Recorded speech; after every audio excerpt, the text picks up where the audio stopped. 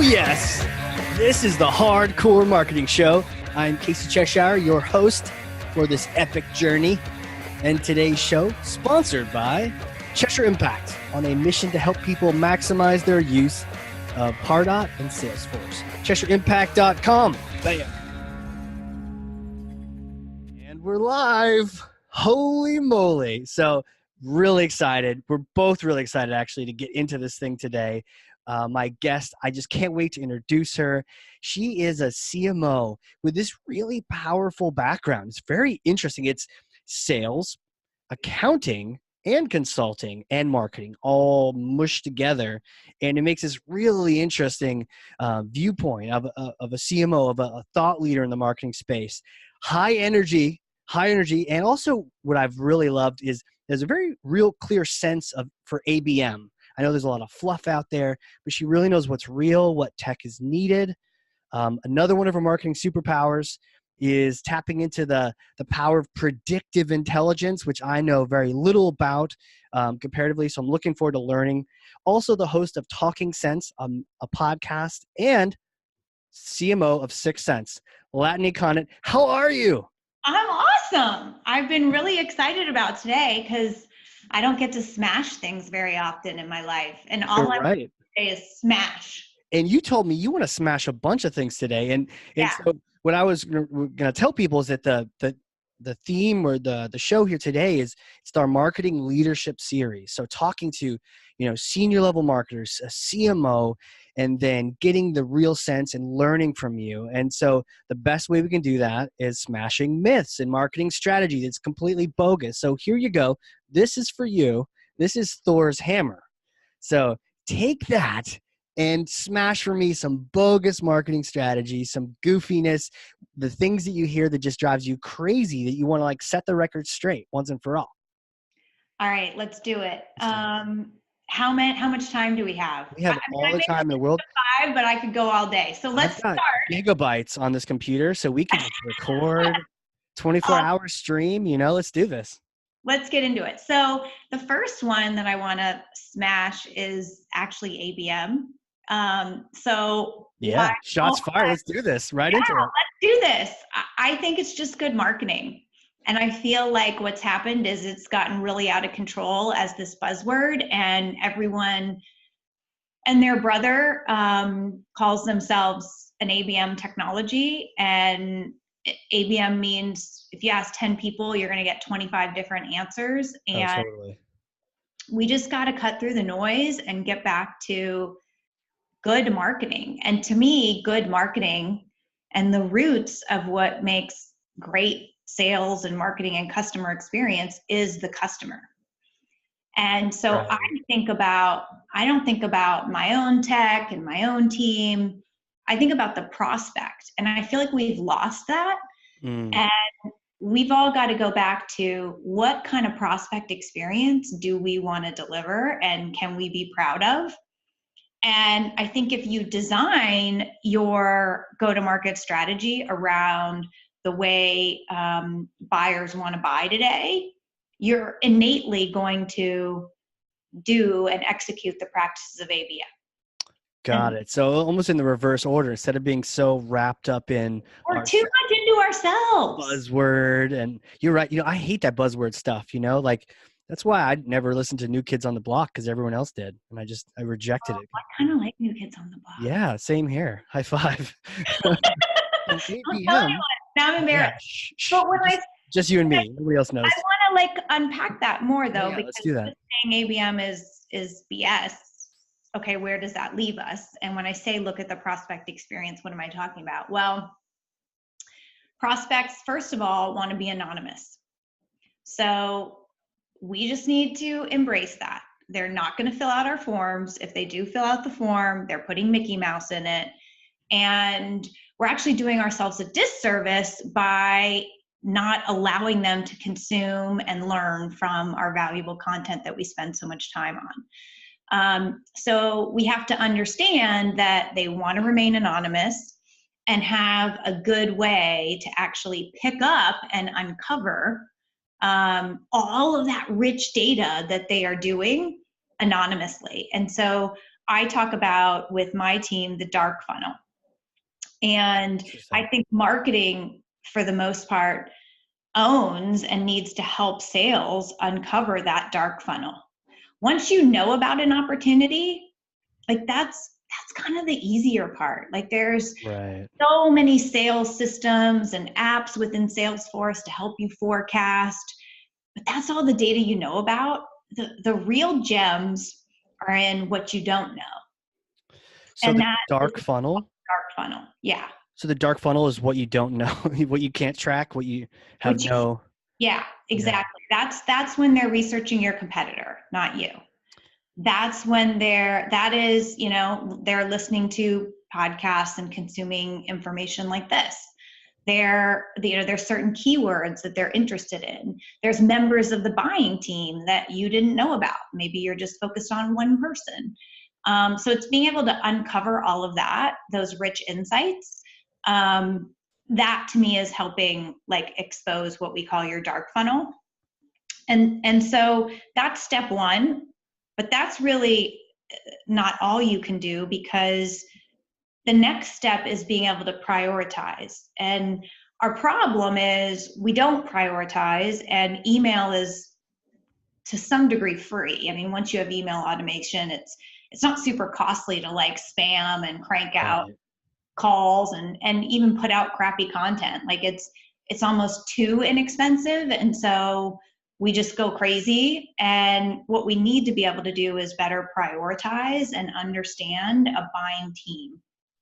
Well, let me take you back real quick, because devil's advocate, the forms, it's like, marketers can live and die by those forms. Now, albeit really bad ones should just go away for good. But then if you can't track it, I think we're all about tracking and marketing. And so it's almost like you're asking us to embrace the dark funnel. And it's like, that sounds scary. So I think to a lot of people.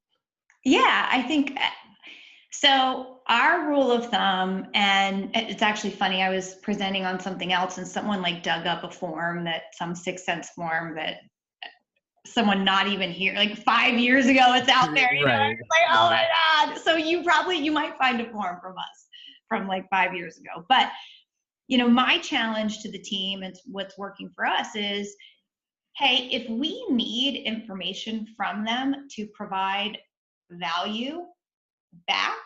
So for example, if we are going to give them, like right now we're working on an ROI calculator. And so we're going to need some input to be able to make sure that the output that they get is not random. Like to me, it's fair to ask because I want to give you something Right. better, right? Or if we do this program called Uncover Now, where you can start uncovering your dark funnel now. Oh, wow. But in order to do that, we need to get your keywords. So we need to have some keywords about you. We need to get a tag on your website. So there's some things that we need to do. Well, that's a fair ask because I'm giving you something better in return for that ask. Totally. It's like a barter, right? Like you're exchanging something. So that's my rule of thumb. And then my rule of thumb on content in general, and now we're getting into a different myth that I wanted to bust, which is content is king, because I think we've gone we're producing way too much content that's For sure. just give me all the search terms and blah, blah, blah, Right. terms. So I think about, and with my team, our content creation is all designed, again, back to the prospect. And what jobs do they need to do to make a purchase decision? Yeah. Because I've worked in brief stint in corporate America, and it's hard, things move slow, it's consensus driven. So just throwing stuff at them is actually confusing it even more. So where are they in their cycle and what job do they need to get done? Like I talked about the ROI calculator, or they need to write an RFP, or they need to understand competitive comparison, things like that you can help them get a job done. Like to me, that's how we're structuring our content. Right. And to me, that's the kind of flow we want to take people on. Right. So instead of overwhelming them, with so much, and all that does is just it gives them so many more things to think about. And corporate America, and if it's already slow, this just gives them more reason to like stay slow. So it's like just give them enough, almost like that quality over quantity type. Yeah, I mean, our biggest competition every single time is, like, I call it the law of inertia, but an object at rest will stay at rest. Oh, right. And so that's what we're trying to get people to, we're trying to move something from being at rest. And so what, if you think about that cycle and what they need to do, not what you want to do and what you want to talk about, but Right. what are they going to need to get done? And it's a little different depending on your, how long your sales cycle is, but you can start to actually understand. And we have a tool called Gong, which is awesome. And you can start to listen to calls. What questions are consistently coming up in this stage of the cycle? Okay, that's something we can use. We should just provide that, because every time when we get to this stage, this is what buyers are worried about, or these are the new personas that enter the deal. That makes so much sense, to listen to the conversation of what people are saying and go specifically at what they need to get done. Would that be something like, well, you got to get your boss to approve this, or you got to get budget approved, or some sort of internal tactical step? Yeah, for sure. Okay. And that's why I love like the value, but okay, let's take the use case. Let's figure out, let's look at your overall budget, because marketing is Right. all about trade-offs, and we sell marketing solutions. So we're never going to rock in and people are going to be like, oh yeah, we've got like a couple $100,000 lying around that we were just waiting to do something with, right? So they're going to have to say, I'm going to spend less here because I know this use case will get me 10 times more. Right. Helping have those conversations, helping them draft, like, what is the executive summary on this decision? Why is this a good decision? Those type of things are providing help along the process. Yeah, I love that. Specifically helping them, enough to help, but not the busy noise and the junk, and it gives you a bad image. I was sharing a story the other day that I once downloaded this thing. It was like how to use marketing automation and AI together, and I'm a marketing automation guy, so I was like, this is sweet. I downloaded it, and it was complete rubbish.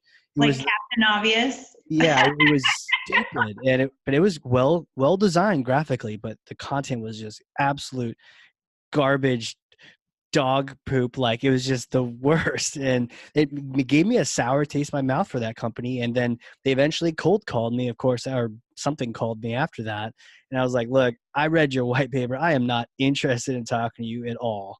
Sorry. Yeah. Yeah. And that's another, like, thread to pull on, like the cold call, right? Yeah. We've got an amazing BDR team, and they just recently fell under me, and my goal is to Interesting. make prospecting fun for them. Like, they shouldn't have to make cold calls. And the way that you do that is you've got to know the timing. You have to know the pocket of when to call. Got it. For us, we're looking at actually reducing inbound, because my goal would be that the BDR calls right in the pocket when they're about to inbound, because that's providing help. Oh, yeah. Right. And so that's the sweet spot. That's the pocket. And so, like, inbound to me, will be maybe some bluebirds, or maybe like the lower quality, things that come in. But Right. I want our BDRs looking at, and what we do is we predict for timing. And so they all have sixth sense on their dashboards, and they can see the signal. They can see, oh, this one's about to inbound. This is what I call, this is what I talk about. These are the things this person is interested in. And then boom, we're right in the pocket. And it should be fun. How do you know that they're about to inbound? And by inbound, they're about to fill out a form, or they're about to convert? Well, for us, we say they're about to be in market. And in market means they are going to start a cycle. Oh, right. Like a buying cycle, like a Yes. Get started buying. Okay. You're going to start a buy cycle. Maybe with you, maybe not with you. Right.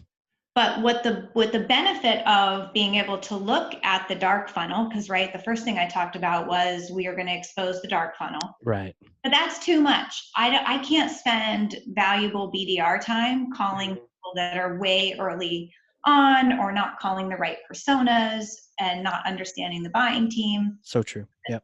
So then what I do is I say, okay, this dark funnel is really interesting. It's interesting for me as a marketer to run campaigns and stuff like that. But from a BDR perspective, I want to be able to use my AI and predictive analytics to track and look for different patterns and say, okay, here they are, they're in market. Now is when we outreach with BDRs and they get an alert and it tells them this is the account, they're going into market. This is not just the score, because no one believes the score.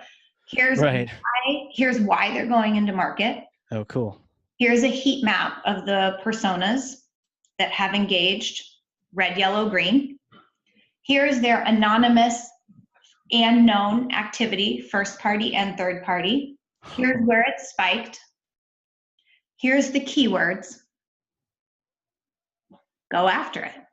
Wow. So you started getting into prioritize. Is that you kind of give them all this information, you're helping them figure out where to spend their time and who to prioritize their time. That's all we have. Right. As humans, that's all we have is our time. And we have to spend it on the best, highest value activity. And it's interesting because not only have we prioritized for them, but we've shown them the dark funnel research. They don't just call and say, hey, what keeps you up at night? They can see, hey, I can see things that seem to be keeping you up at night. Let's talk about that. How can I help? So they have that context to be able to have a meaningful conversation, not just some, annoying, interruption conversation, but something where they can provide value. Exactly. Like I'll talk to that person all day as opposed to politely get the other person off the phone. Exactly.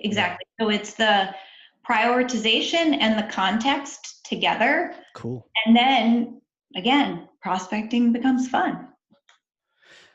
Yeah, it does sound a little bit like voodoo though. Like how do you have like dark web information about people? It's not the dark web. Oh, okay. Not dark web. My mind is just going places like yes. Casey, get out of the gutter. Okay, out of the gutter. Okay, dark traffic. There's no dark web involved. Dark funnel. There we go. Dark funnel. And I will say, I have a rich history as you talked about accounting and sales. Being a data scientist is not there, but luckily at Sixth Sense we have an amazing group of data scientists, and they just have we've built an AI, a true big data and AI infrastructure that literally analyzes all of these different publisher websites. Okay. And so we take that, we use a bunch of third-party data, and then we have a voting algorithm that kind of deconflicts third-party data. We marry that with a customer's first-party data, anonymous and known, and then we've actually built a proprietary, I think of it as like a graph that like a big spreadsheet that matches signal to account. Wow. Okay. So it's like all this information coming together, and that, when you do all the calculations on your TI-83 calculator, it says like, hey, these people are about ready to. A lot of smoke comes out of it. I'm sure. And we have to feed the hamsters a lot. Yes. Yeah. Lots of cheese. Yeah, to get them to run. Every now and then a strawberry. Yeah. Yeah. No, but so that's how it is. It's been built on that. And then, but again, I go into Sixth Sense and create segments and do stuff. And if I can go in there and do it, it's what we've invested in significantly is making it bringing the power of those insights Mm-hmm. to everyday marketing and sales teams, right? What So would be an example of, you should build like a segment in there? What kind of a, and I know this isn't like a Sixth Sense show, but I'm just, this voodoo science, I'm a little curious about how this works. yeah, so and this is kind of where another myth to smash is around content is king, and Right.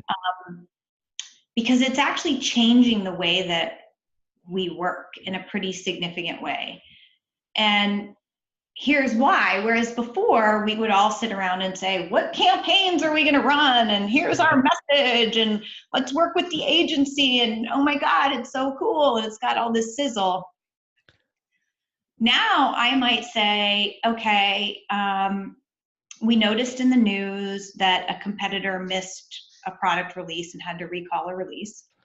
That's interesting. Interesting. What does that look like? So we can pull the competitor, we can pull who's on the competitor today, we can pull who's researching that competitor in the market. That gives us a list of accounts to target. Maybe it's a couple hundred. I can then say, okay, well, what do these accounts care about? And I see all their keywords. I can say, okay, let's design ads based on those keywords. Quick, dirty, let's mock some up. Let's A/B test them. Okay, this ad, we had one that was, this is a true story. We had one that was open yourself up to oceans or look for oceans of opportunity. And then the other one was, are you tired for fishing for whales in your bathtub? Wow. Cool. We think we're hilarious. I like it.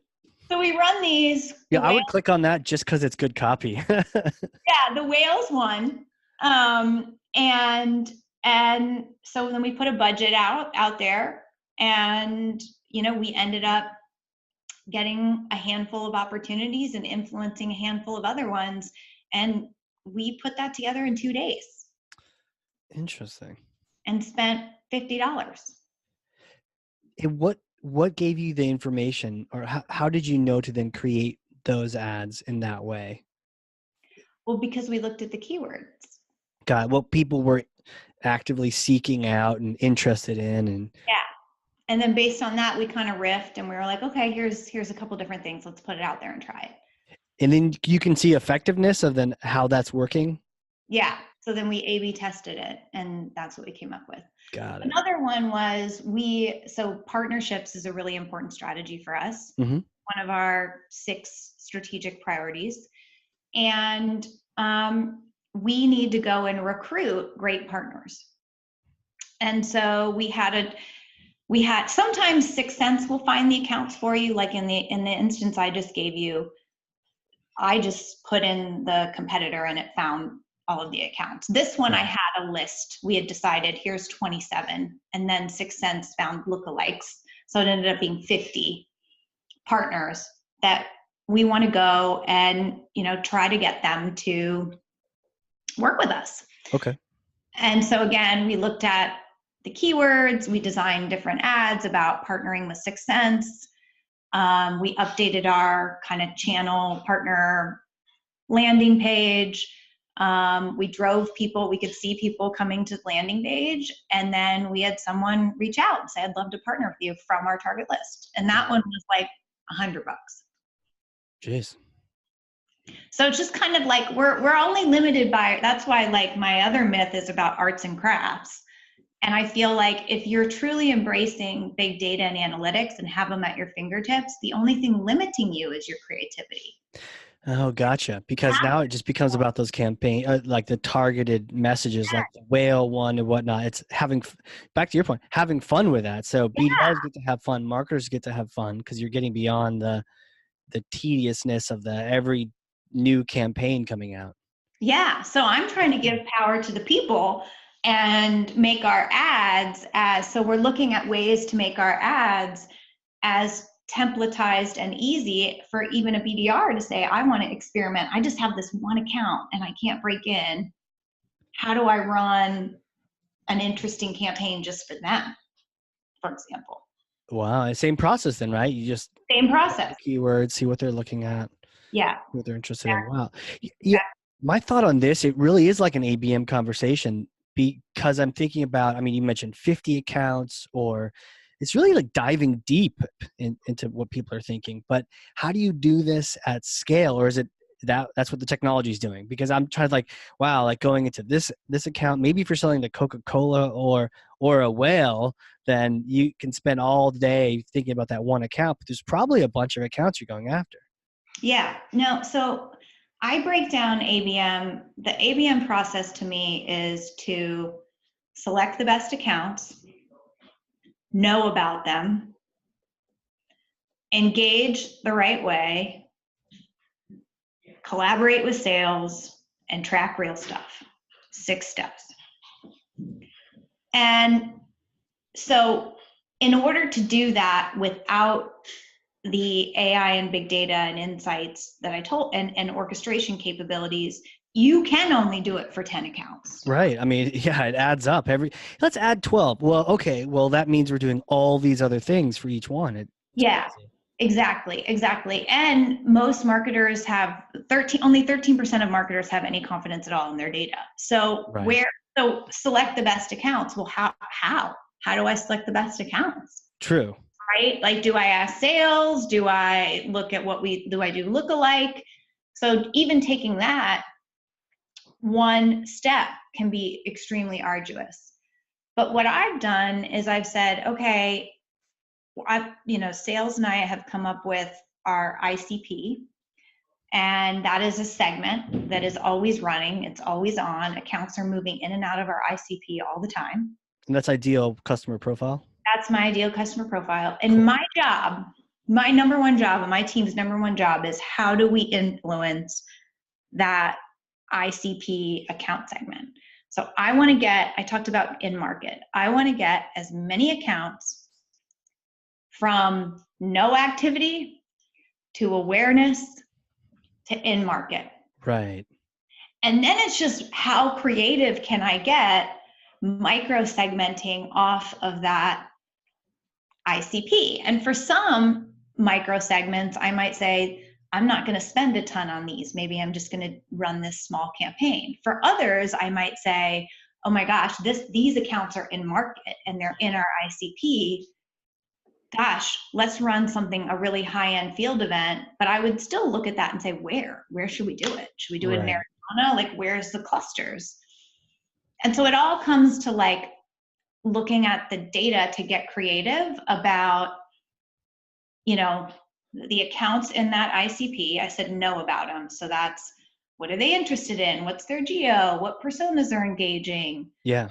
And then being able to engage the right way. So based on how much I think I can get out of them, or, if I'm just experimenting, like with the competitor thing, I actually thought that was kind of a dumb idea, but someone wanted to do it. And I was like, all right, screw it. We'll put $50 against it. Right. What Yeah. happens? Test it. But we got some ops. So, hey, Hey. but it kind of allows you to work through this creative process. To be able to do that. And even like big investments, like we just we're all in on Serious Decision Summit. It was a huge program for us. And so, that's a big micro segment off of my ICP. And that's not just ads, right? That's ads, that's an event, that's a webinar series, that's dinners, that's all kinds of All things. those different things. Yeah. Yeah. How did you target that, the ICP? I mean, you even mentioned sometimes knowing who your ideal target is can be a challenge for a team.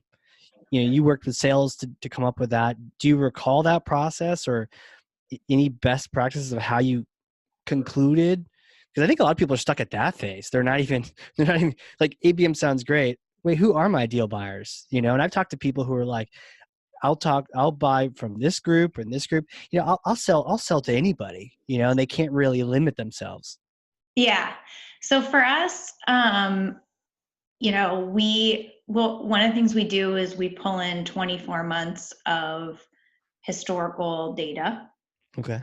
And then that syncs real time. So over time, as your buying profile changes, the big data is going to look at it and adjust the ICP. But then it also goes out and finds accounts that have similar patterns Got to it. the ones that you've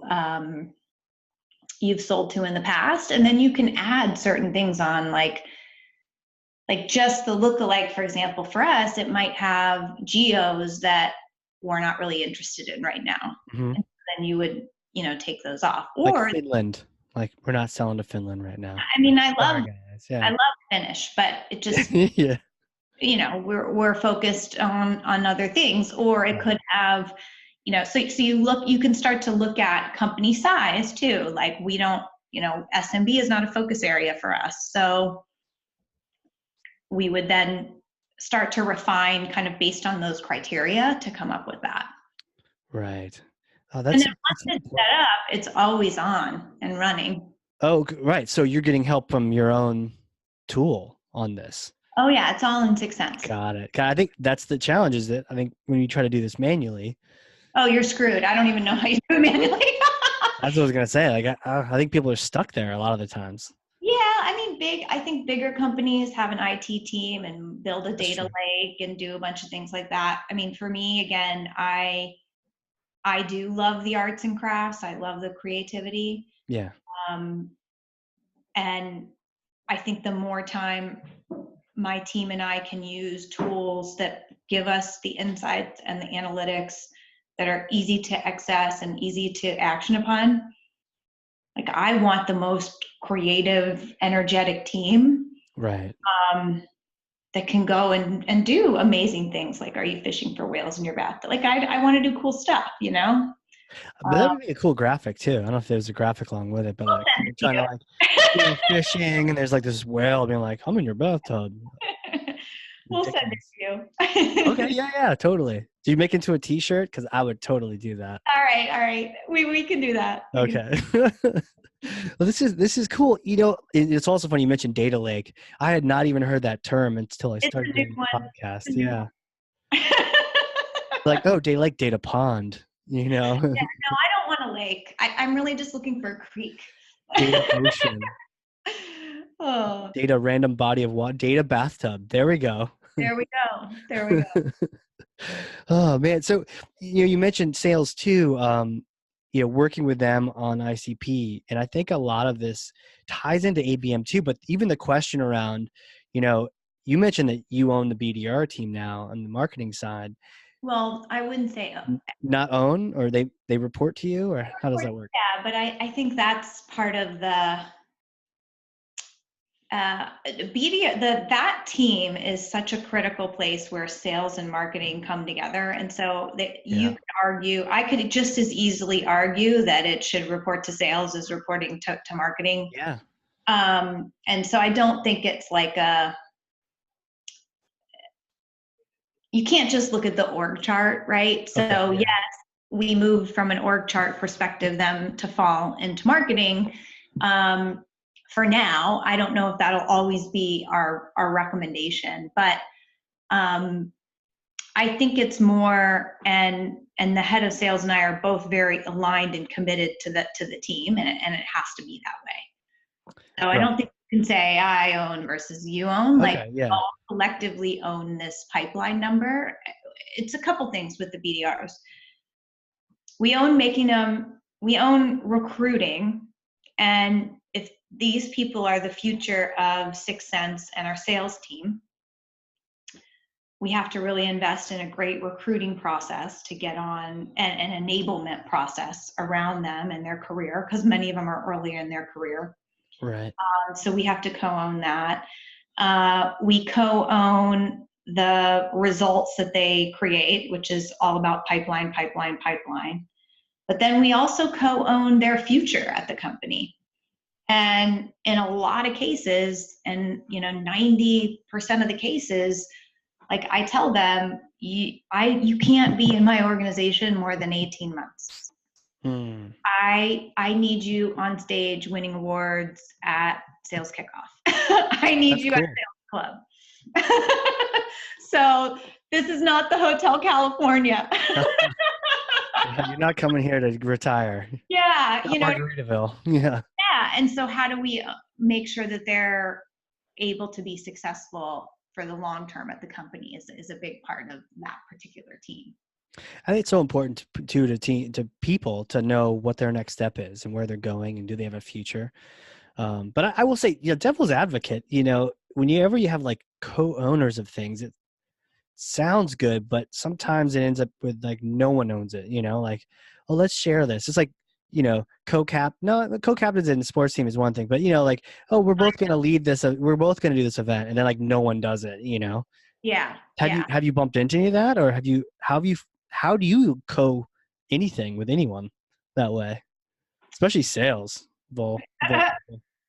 Yeah. So, and I think you're drawing on like sales and marketing alignment in general, because Yeah. you think about, forget the BDRs, we co-own a lot of things together. And for me, it's like there's kind of three key things to aligning with sales. First, which sounds a little bit Pollyanna, but it is about trust. So, I have to trust that the head of sales is, acting on behalf of the company, is, smart, capable, like all those things. Likewise, he's got to trust that I'm operating the same way. Okay. Right? And so without that, of course, you're screwed, right? The second level is about transparency, and transparency actually helps build trust. And to me, transparency is about an open book of all the metrics and dashboards. So anybody in the company, anytime, can go and see my dashboard, what I'm measuring, how I'm doing, and it charts red, yellow, green. So it's not like just numbers and you don't know. Like I have. Right. What does this mean? What is that? Yeah, right. Like, great, I can see your dashboard. I don't even know if this is good. Don't know what it even says. Super clear. What's red? What's yellow? What's green? Anytime. Cool. I also use a strategic planning framework that gives us priorities for the team every single quarter. And that is also shared. So they know these are our top 5 priorities. This is how we're measuring success of those priorities. I share that to the entire company. Anyone can see, again, red, yellow, green. Are we on track? How are we doing? And then we talk about ROI of programs and like where we're investing, because I think that's important too. And it's okay to own up to a program not working. Hey, we tried it. It didn't work. We're not going to invest again. Or this is why we are investing in this type of thing. And that kind of gets me to the last point that I think is important for sales and marketing to understand, and that's time horizon. So my time horizon is different than Mark's time horizon. So there are things that I do today that aren't going to be of any benefit this quarter and maybe not even next quarter. Right. But that's the mentality I have to have. I have to be able to look at both immediate and longer term. Mark's time horizon is a lot more quarter to quarter, which it should be. Like he's got to close out, every single quarter. And so that also is where some of the contention comes, but helping people understand this is the horizon and this is the why, and thinking through those kind of three things: trust, transparency, and time horizon. I think if you can get aligned on those and have meaningful conversations, then that sounds like a great recipe for like a really aligned sales and marketing team. Yeah, that's what I think about. Yeah. And then, I guess at that point, you don't need to worry about the questions of like who owns what, to your point with BDR, or even who owns marketing, right? Or, how many times have we seen this? I know that you care about this too. The idea of like, does sales own marketing or vice versa, or? Yeah. And I think it depends on the company. Like there's a lot of factors. It depends on the leaders that exist in today, company size. But again, I talk about my objective right now is growth, and that's not always pipeline. And let me unpack that for a second. Growth is meeting our hiring plans and hiring the best people. So there's an employment brand and there's a culture that I have to be responsible for and a steward of, which I spend 30% of my time on. Oh, wow. That's really important thing for growing in a competitive labor market, right? Right. Um, But I guess if you weren't thinking about that, you'd be completely neglecting a really important part of the growth. exactly. Or if you think about like our product, well, I need to be paying attention to the market and, where is the market going from an industry perspective, from a competitor perspective, what are our customers asking for? And, I don't just align with Mark, I also align with the head of product on a pretty frequent basis Right. Yep. on, making sure that we're pointing those investments in the right place. And again, trust, transparency, time horizon, like what are we building, where are we going? And then there's kind of the pipeline piece. I like that. That's really cool. Aligning to all those factors, understanding the growth, tying that all together. Sick. Smash. Smash! Smashed. It's been destroyed. What next? Like, bring it. Just bring it, Casey. If you were to think about your overall strategy, to do marketing, and maybe this is just like asking Elon Musk to describe a rocket, but like, how do you have an overall approach to marketing of how you just approach doing that job?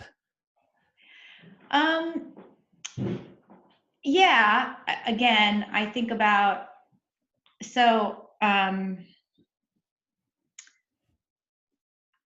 I think you have to have the right foundation first. And so Simon Sinek talks about the why and things like Yeah, totally.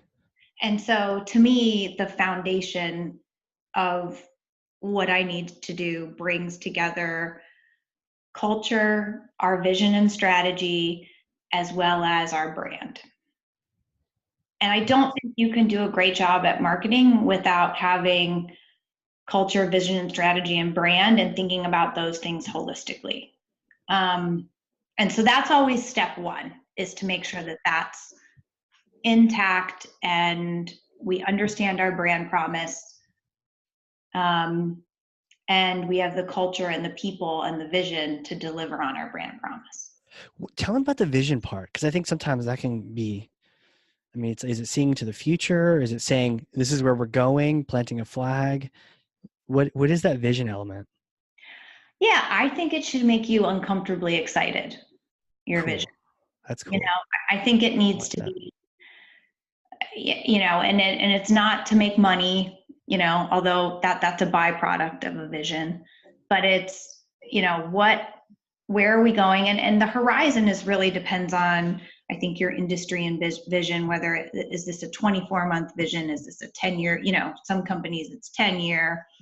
In our space, things move pretty quickly. So it's like a 2-year horizon, which I think gives you enough opportunity to be bold and be uncomfortably excited about the process of getting there.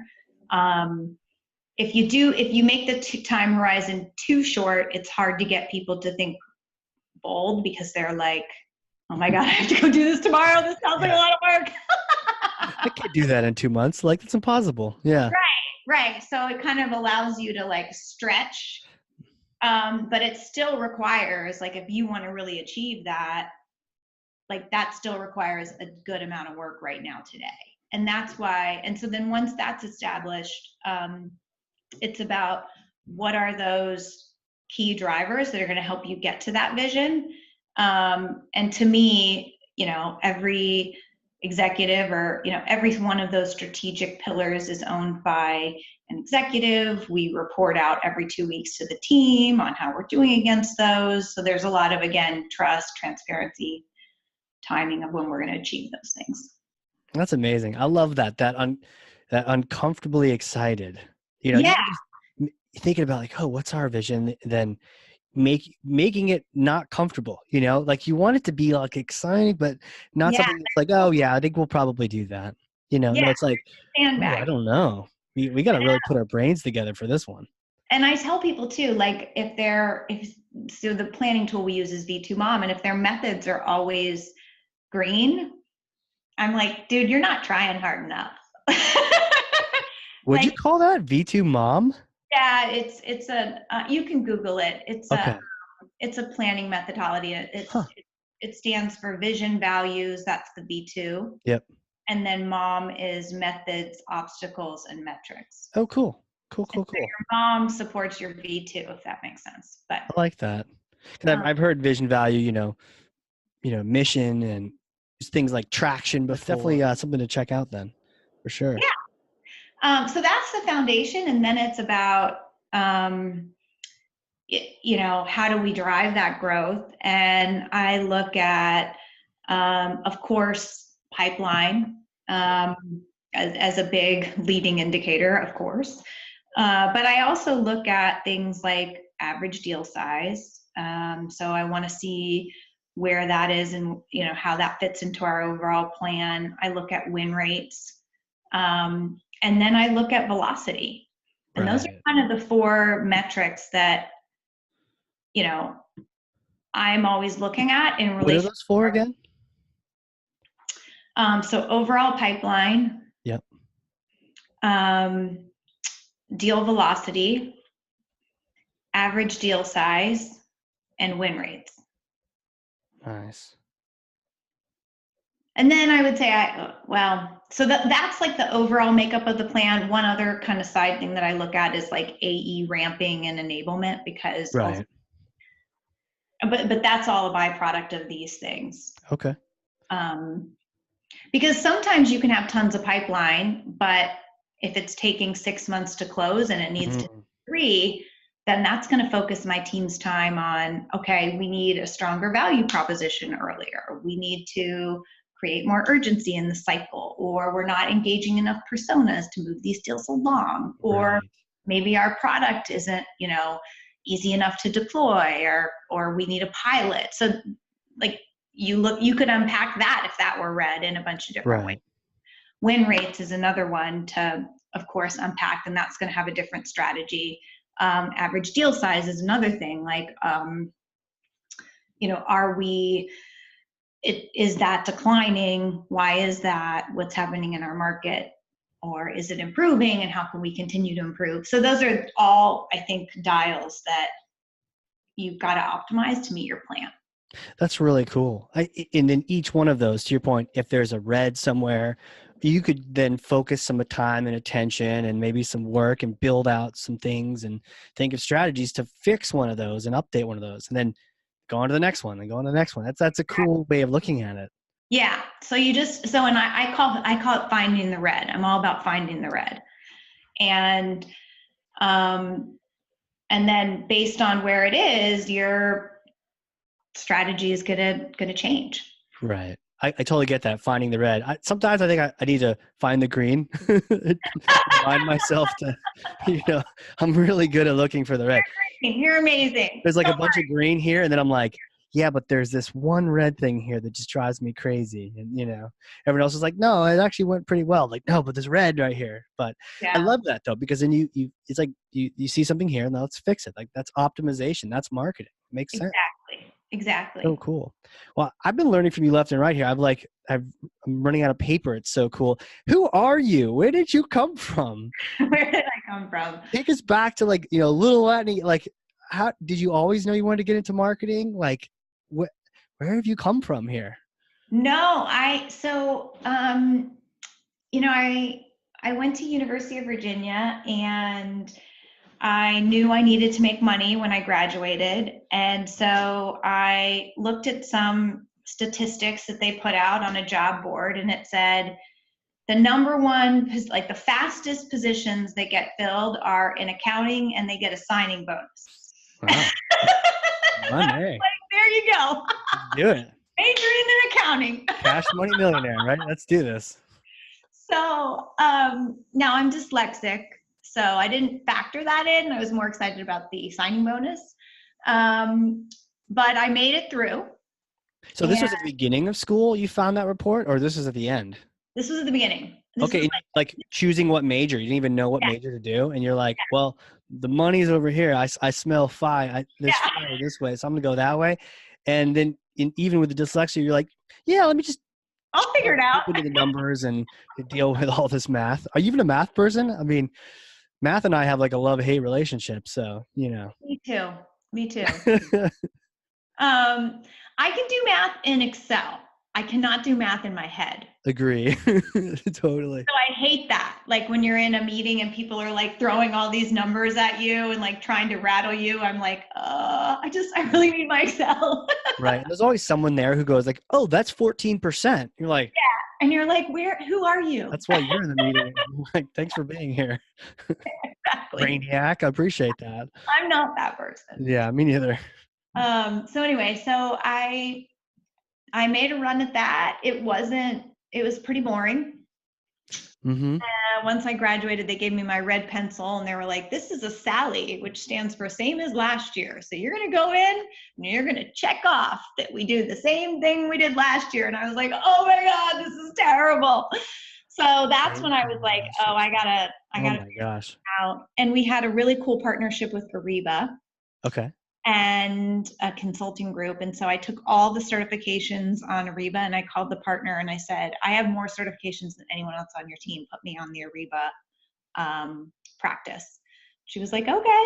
So then I started consulting on Ariba and I worked. Like while at the accounting company, you started working with Ariba because you say, oh, they do consulting and wow, that's really cool. You like earned that business. You like stepped up and you're like, let's do this. Yeah. And then I went client side for a little and then I begged to come back and I worked at Ariba and I was in consulting and then I wanted to get into sales. And so I begged my way into sales. And so I did that for a little bit. And then when, Salesforce was blowing up and Workday was blowing up and Ariba got bought by SAP, I decided to join a company called Aperio. Mm-hmm. And that was one of the best moves I've ever made because I just worked with the most amazing, smart people and learned something new every day.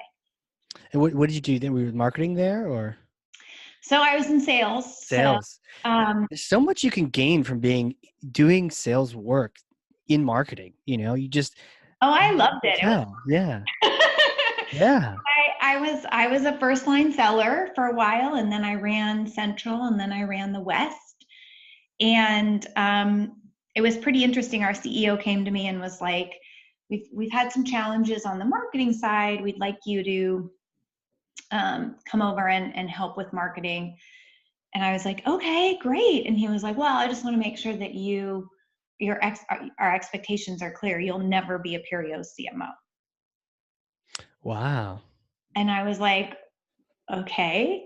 He was like, you don't have the pedigree, you don't have the experience. I need you to help out for a little while, but like, I don't want you to expect that you'll be our CMO.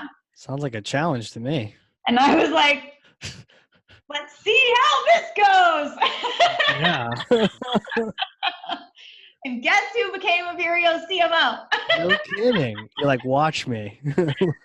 So watch me do this. Yeah. So that was an interesting journey. And I mean, I just really tried to think about like bring kind of my sales approach to marketing and get the team aligned. And we accomplished a lot of great things. What was that like?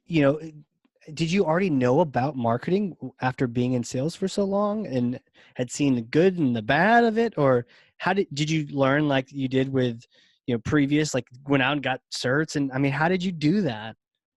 Make that jump?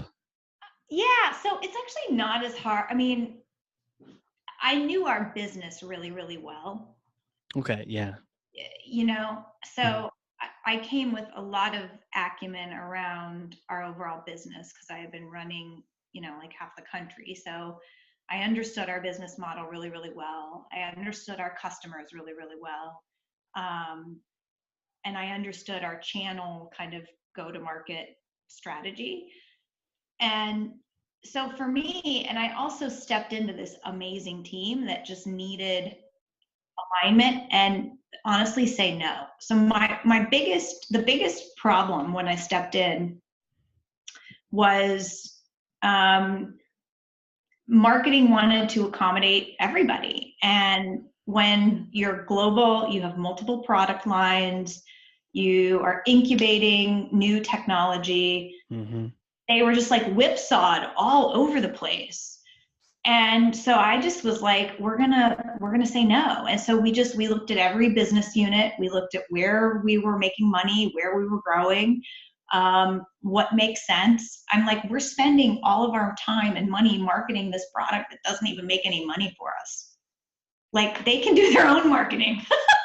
Right. You know what I mean? So some of Yeah. it is just, hey, what are we doing? Like, we've got to, I need to give you guys space to do amazing work. And the way I'm going to do that is we're going to focus on the stuff that makes sense for the company to begin with. Right. A little bit of that prioritization you were talking about earlier. And also someone with like the fortitude to just say, no, that's not how this is working. There's a fresh set of eyes, but then also the confidence to say, nope, like we're focusing our attention over here to have the biggest bang for the buck kind of thing. Yeah. That's Yes. cool. That was a big part of it. Was just getting people, in sales, you learn to qualify out. The last thing you want to do is work a deal and not win. Yeah. So for me, The I'm worst ever. right?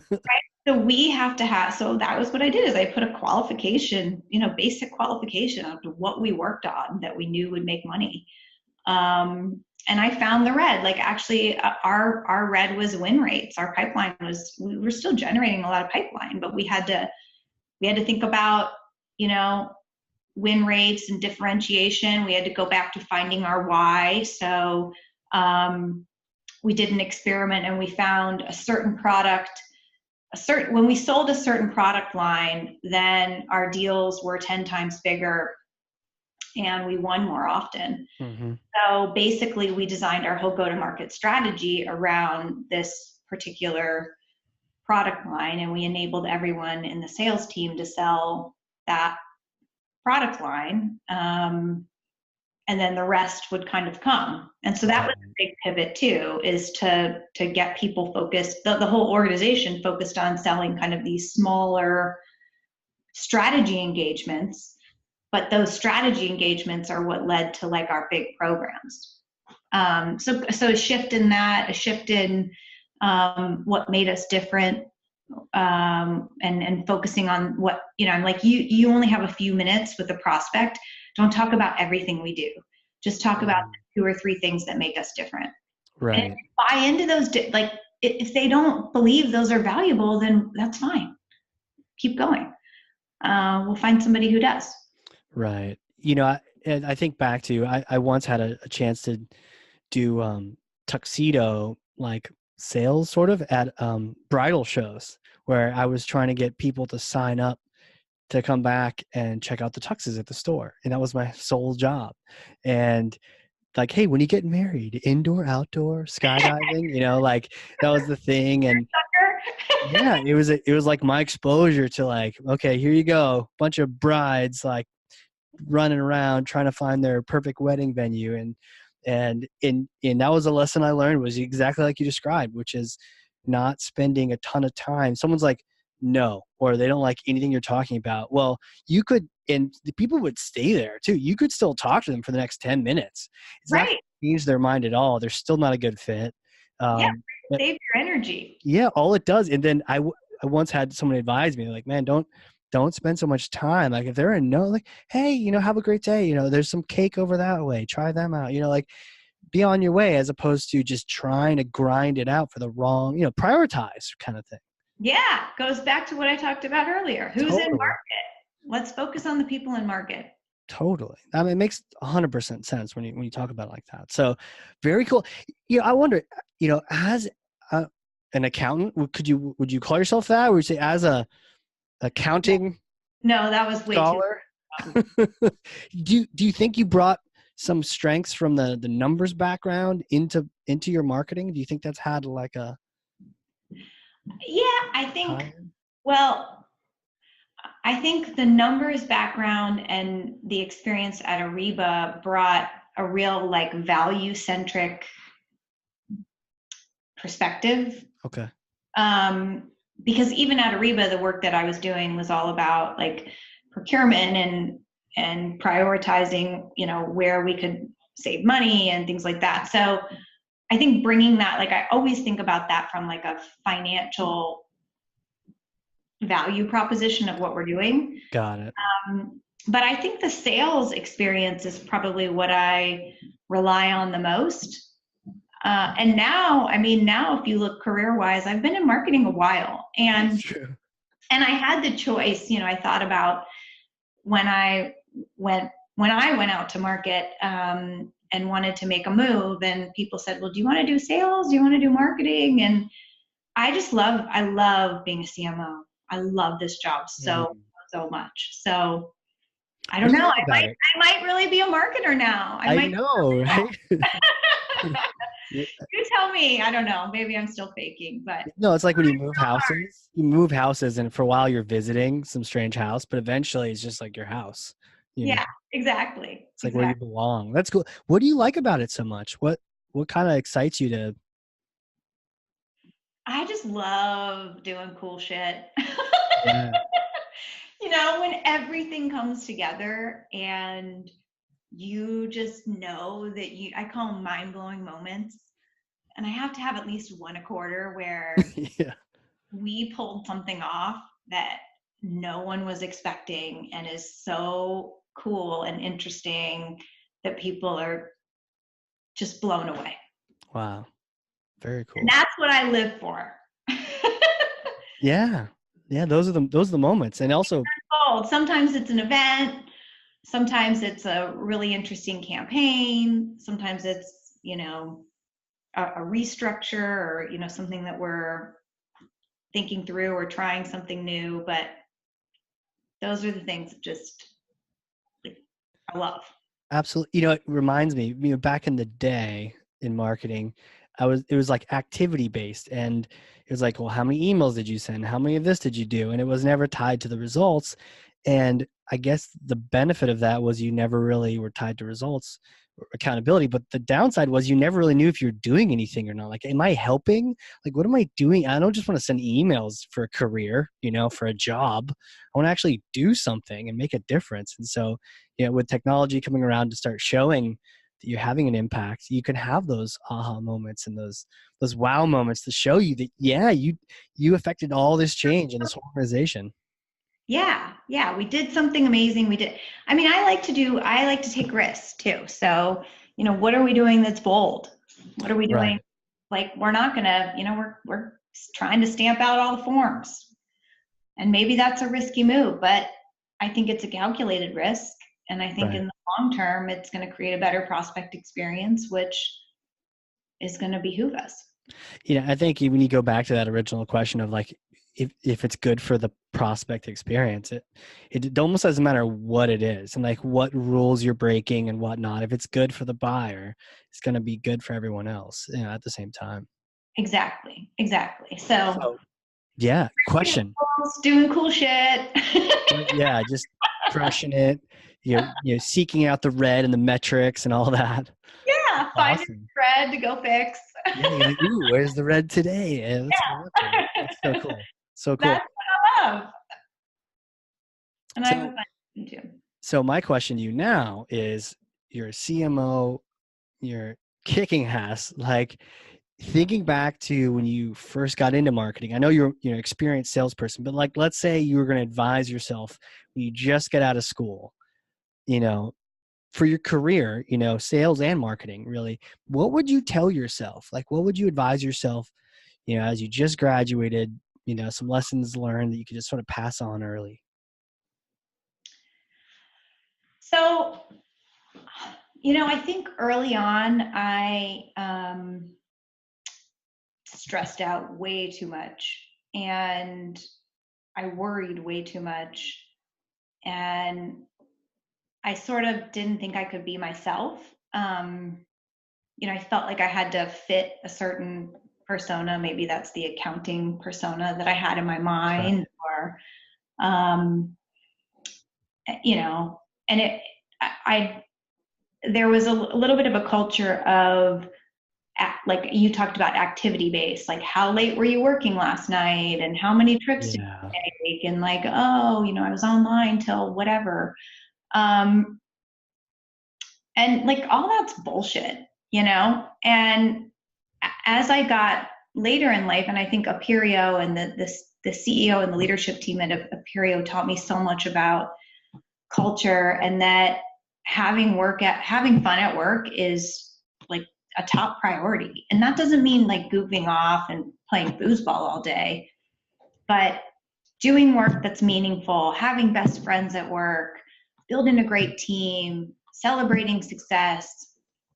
Like we had this thing at Aperio, and I still do it today, which is I measure my team's fun factor. So how many days out of 10 are you having fun at work? And I strive that 8 out of 10 working days, you're having fun, you're motivated, you think your work is meaningful, you enjoy the team. And that was a pretty profound shift to be able to embrace that, and also embrace kind of my own personality and who I am. And that was the difference maker for me. And so I would go back and tell myself, it's because I remember telling my husband, he was like, well, you should have more fun at work. And I'm like, it's a job, honey. And now I'm like evaluating fun factor. So I just I caught on to that earlier. Right. Have more fun, or find that role where you can have fun. And my job as a leader is to help create the fun. Right. That's why people want to work for you. Right. How do you create the fun?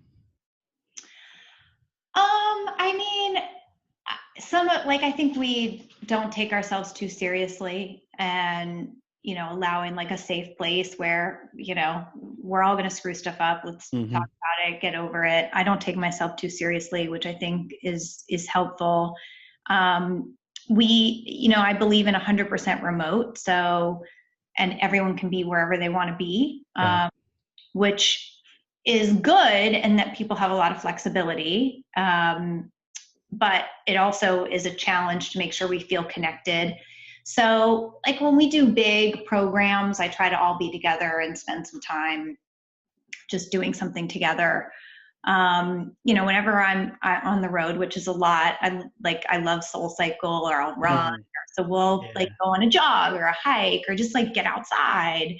And try to just allow them to come up with what fun could be.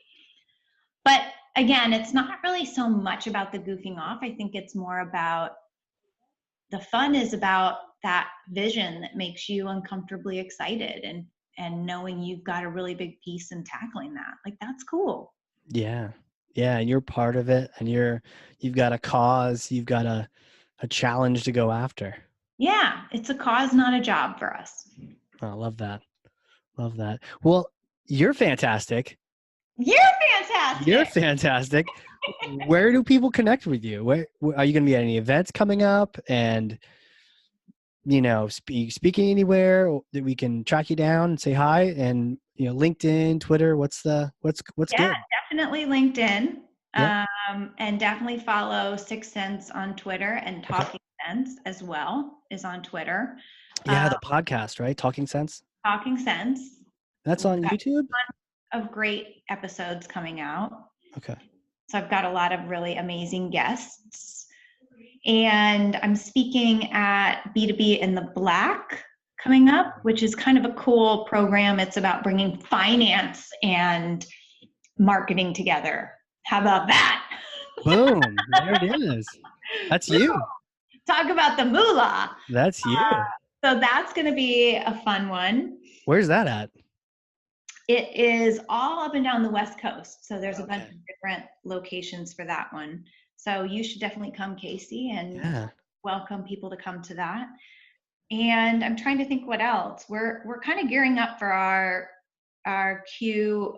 big fall events. We have a big webinar series that I'm hosting with a bunch of our customers called Meet the 6 Senseis. So I love that. So our brand, talk about the art and crafts, right? Exactly. So our brand promise is we believe that by putting the power of AI and big data behind members of the revenue team and allowing them to know everything, that they can go and do anything. And so that's know everything, do anything is our kind of our tagline and brand promise. So we came up with this concept of the 6 Sensei, which is who we want each of our customers to be able to be, and we give out awards around that. And so some of our top 6 senseis are going to share what they're up to. So that should be a good series coming up.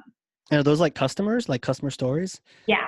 Oh, Yeah. that's awesome. And they're the Yeah. senseis. Learn from other people doing this, not necessarily from us, but from other people. Yeah. I'm just introducing them. I've got an easy part. Right. Take it away. Exactly. You're like the ringmaster at the circus. Just like put these people out there and And let they them do do it. that'll be amazing. Oh, so good. Okay, great, great, great, great. All right, so we'll be on the lookout for those. And by the way, for everyone else listening, show notes. We'll put links to all these things in there, so you can just click and Click get away. on there. Yeah. Okay. Awesome. Very cool. Very cool. Well, thank you so much for coming on here. This has been fantastic. Just having fun, smashing myths, throwing down, and I've been learning a ton. Thank you. Let's do it again soon. There's Totally. so much to smash. Totally. We'll just keep smashing. I mean, I'm sure there's plenty more that we can bump into and like, yep, time to crush that. But I mean, I love fun and it's one of the core values of my company, but I mean, I love learning from you and your approach on that. I think, if more of us in marketing did that, we'd have more people where they're just in the fun zone, feeling like they're, 8 out of 10 days. 8 out of 10 days. I love that challenge. I love that. Exactly. Gauntlet's been thrown. So All thank you right. again for being Thanks. on here. And for everyone else listening, if you learned something, and I know you did, because I literally have 2 pages of notes. I've run out of space. I'm like doing cute little infographic drawings because I don't even have room anymore on this. I've learned a ton. So if you have, share this with someone, get it in their hands so that you become a thought leader by getting this out there in their hands. Maybe we can all learn and we can all be in those 8 out of 10 fun zones. And for everyone else, this has been the Hardcore Marketing Show. We will see you all next time. Peace.